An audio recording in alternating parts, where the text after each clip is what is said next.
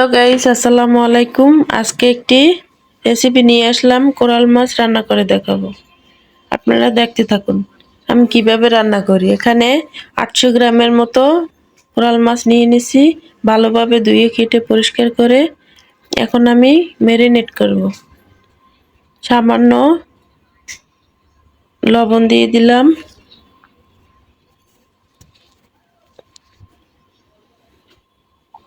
মরিচের গুঁড়ো হাফ চা চামচ,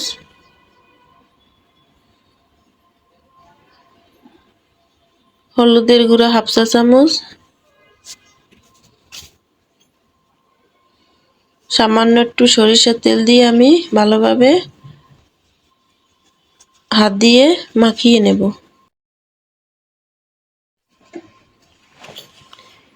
মাছ ম্যারিনেট করা শেষ, এখন আমি ভাজতে যাব। চুলায় একটা প্যান বসিয়ে দিলাম, দিয়ে দিলাম পরিমাণ মতন সরিষার তেল।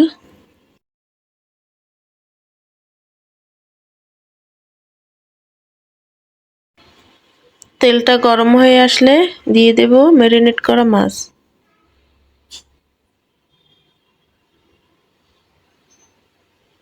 তেলটা গরম হয়ে গেছে, এখন আমি মাছগুলো এক এক করে সব দিয়ে দেব। আমি উল্টিয়ে পাল্টিয়ে দোনো সাইড লাল লাল করে ভেজে নেব। এক সাইড ভাজা হয়ে গেছে, আমি আরেক সাইড উল্টিয়ে দিলাম।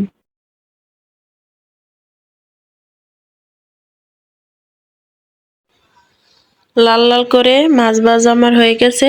আপনারা চাইলে হালকা ভেজেও রান্না করতে পারেন।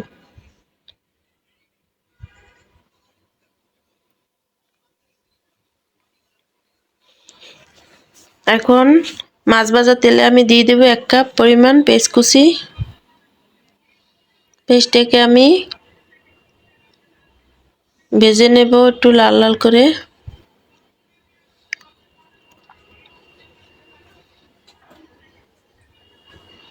পেঁয়াজ ভাজা হয়ে গেছে, এখন আমি দিয়ে দেব হাফ কাপ পেঁয়াজ পেস্ট।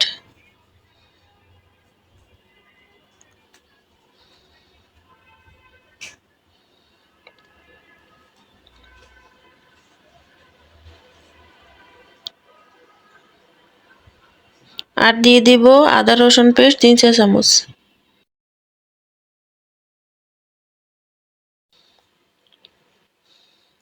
মশলাটা ভালোভাবে কষানো হয়ে গেছে, এখন আমি দিয়ে দেব 2 চা চামচ মরিচের গুঁড়া,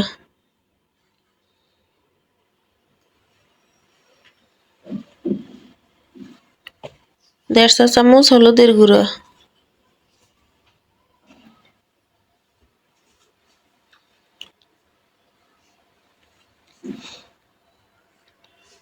1 চা চামচ ধনিয়া গুঁড়া,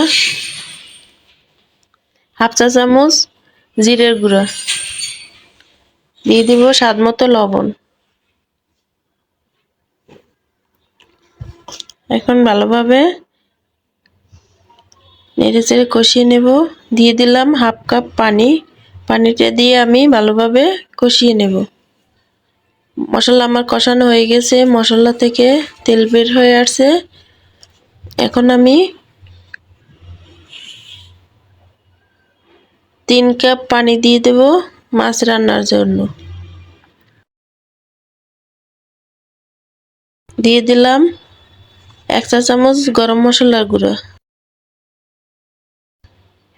এখন আমি দিয়ে দেব ভেজে রাখা মাছগুলো।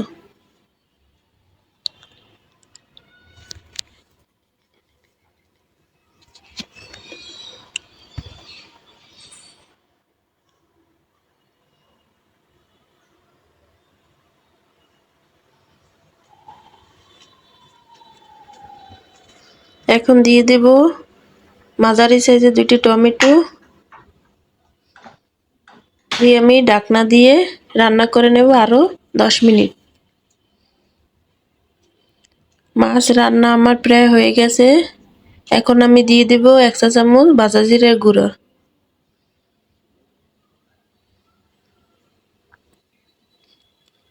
1 মিনিট রান্না করে আমি মাছটা নামিয়ে নেব। এভাবে কোরাল মাছ রান্না করে খেয়ে দেখবেন, অবশ্যই ভালো লাগবে।